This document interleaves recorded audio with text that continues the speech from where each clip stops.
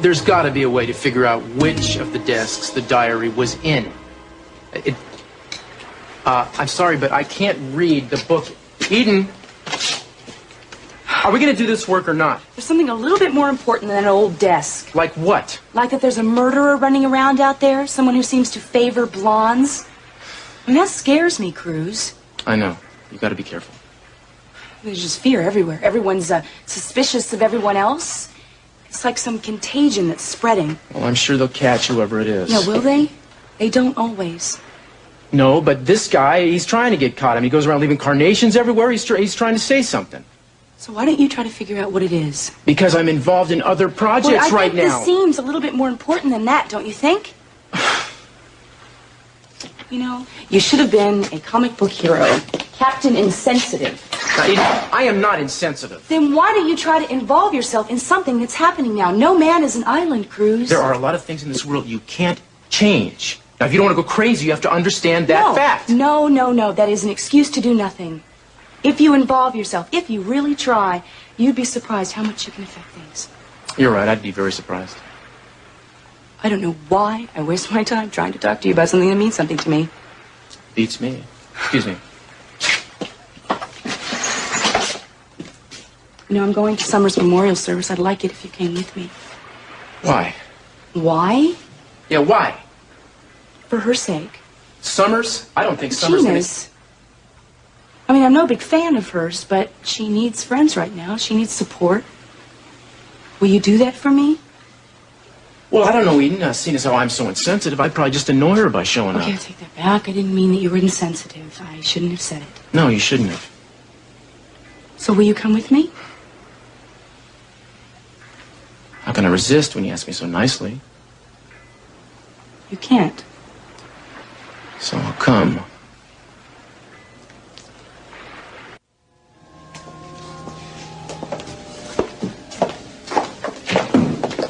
Thank you for coming. I'm so sorry, Gina. Mason said, he heard they found a suspect in Los Angeles. They found him? Good. Well, you know about this? I gave him his name. He's someone Summer and I both knew a long time ago. He's a horrible, cruel man. Don't talk about it now, Jack. I'm glad they caught whoever it was. Thank God they did. I think they're about ready to start, shall we?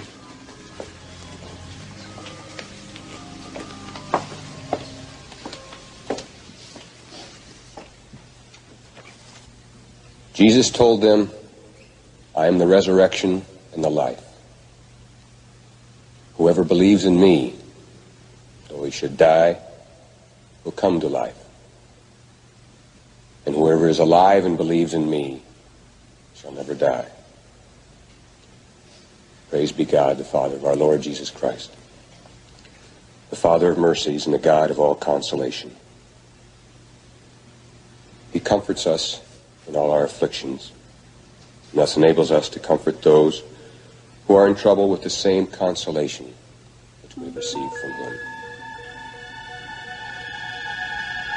Dearly beloved, we're gathered together this evening to remember a lovely young woman who was taken from us an untimely death. Summer Blake, love sister Julia DeMarco.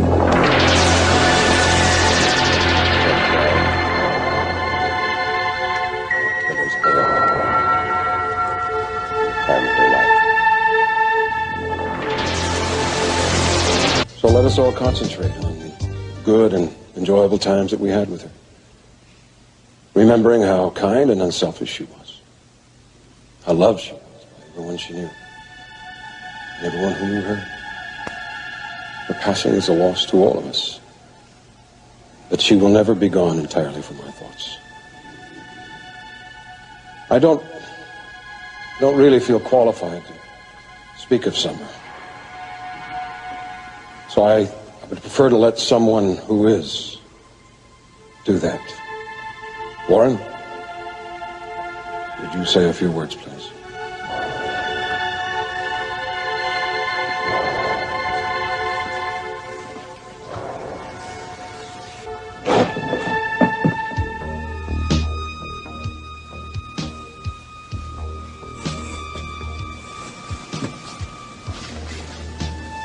hard to know where to start. So much feeling here. I was lucky. I was so lucky to have known her. Oh, God. The person who killed her.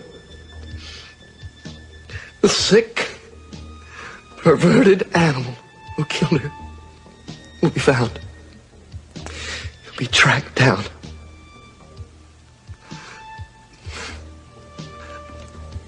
I miss her. I miss her so much. I'm sorry, Gina. I'm so sorry, Summer.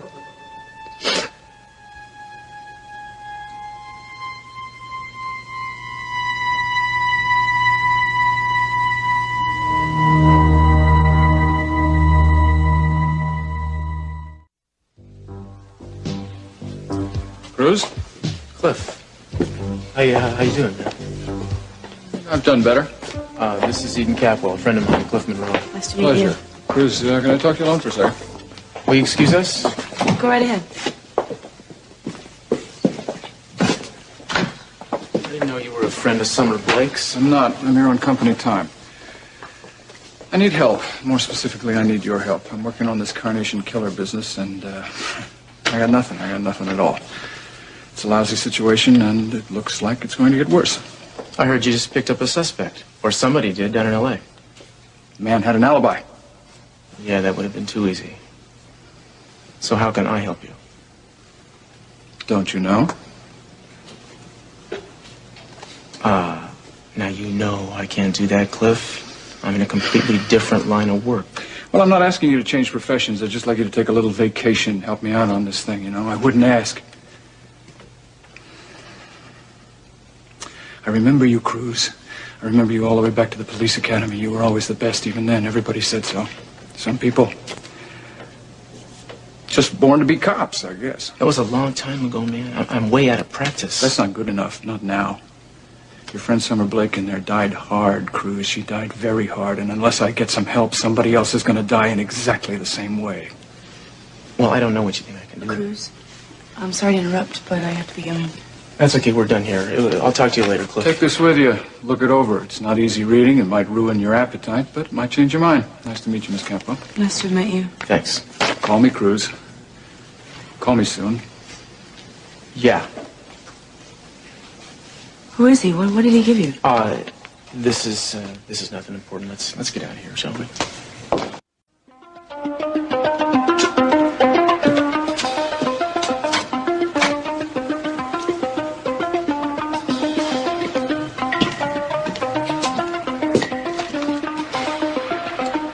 What's the matter? You want another drink? No. I'm just watching you. I know you're watching me, and it's making me nervous. You've been nervous since we came back home. Pacing around like a caged lion. Well, at least you didn't call me a panda. I used to hate it when you called me a panda. Cruz. What's going on? I just got a lot on my mind, that's all. Yeah, you have ever since we saw that Cliff Monroe character at the church. Brilliant deduction, Eden. Listen, you're not being interrogated by the KGB here. We're supposed to be friends, remember? You only call us friends when you want to know something. I've noticed that. You know, I might as well go pull somebody's teeth. It would be a lot easier. No, stick around, stick around. Well, then talk to me. I'm going to talk to you. Just shut up and listen for a minute.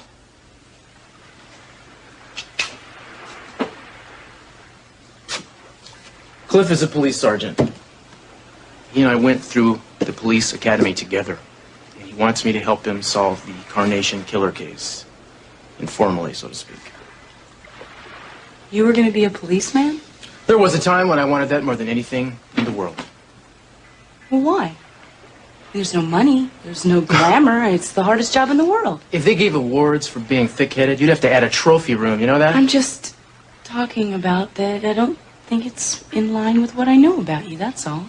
You don't know anything about me. How long have I been telling you that? So you were going to be a cop. How'd you get involved in this spy business? I don't know. What? Yeah, I do know. They came to me right after I graduated. They said they could use me. I was a kid. I liked the money, for starters, about 10 times what I could have made as a rookie cop. And then there was all that jazz about the adventure and the world travel and the non-stop thrills, you know, the whole James Bond shtick. I can imagine. Yeah, so I went for it. You came to regret it? Well, it was every bit as wild as they said it would be. Maybe even more so. But there have been times when I felt it wasn't right for me. And I've been faking it. And then I'm always fantasizing about how fine it would feel just to be pounding a beat somewhere, you know? What about all that business with Red Adair and putting out oil rig fires? Oh, that was just a cover so I could travel without questions. Thought you knew that. No. Yeah. What about your job with Daddy? Was that just another assignment? No, that was legit. I had something else going, but it washed out. I'm glad it did.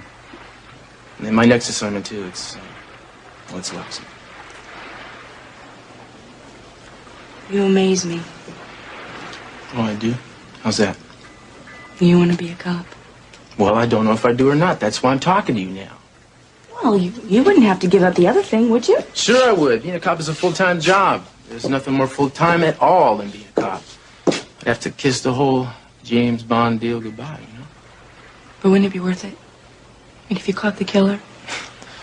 I'm sure Cliff and the police department can do fine without Cruz Castillo. I'm not vain enough to think they need me to solve it. Monroe wouldn't have talked to you if he didn't think you could help.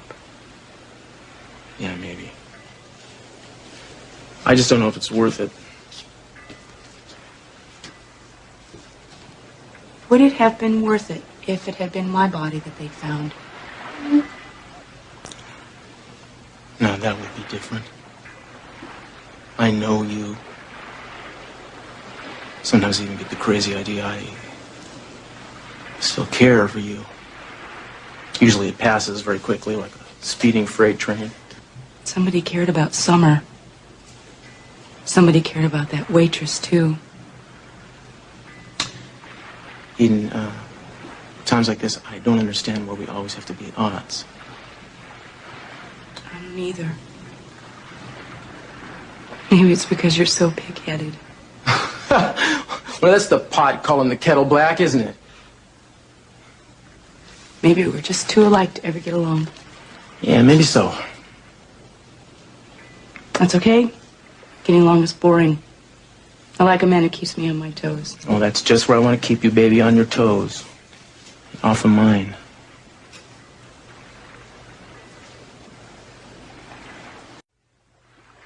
No, man, as a matter of fact, I haven't made up my mind. I just wanted to call and let you know I'm considering it. I don't know when I'll know. I'm going to read the profile tonight and I'll get back to you first thing in the morning, okay? Same to you. So was he upset about B waking up at 11:30 at night? No, guys like that love to get woke up in the middle of the night. It makes them feel important. Men and their egos. Listen, I got some heavy reading to do, so why don't you go on home, lock your doors, and give me a call. I'm safe. Actually, I'd like to stay here if you don't mind. I kind of like to read about what they say about the killer. Eden, it's not Agatha Christie, believe me. Look, why don't we just read it, okay? And maybe I have some ideas. I mean, you said yourself I have wonderful insights. I knew I'd live to regret that remark. Men always regret their moments of honesty and brag about their lies. Do you want to play Oscar Wilde or listen to this? No, I'm all ears. It's funny, I thought you were mostly mouth. Shows you what I know. Very funny. Oh, let's see. What do we got here? Skipping the jargon about personality dysfunction and contraindications of whatever. The killer manifests a paranoid and sociopathic personality. He would probably suffer from an inferiority complex and may feel rejected, possibly having been recently jilted by one or more women. He would undoubtedly have been a loner for most of his life and is probably fixated on a certain girl in his past, most probably a blonde.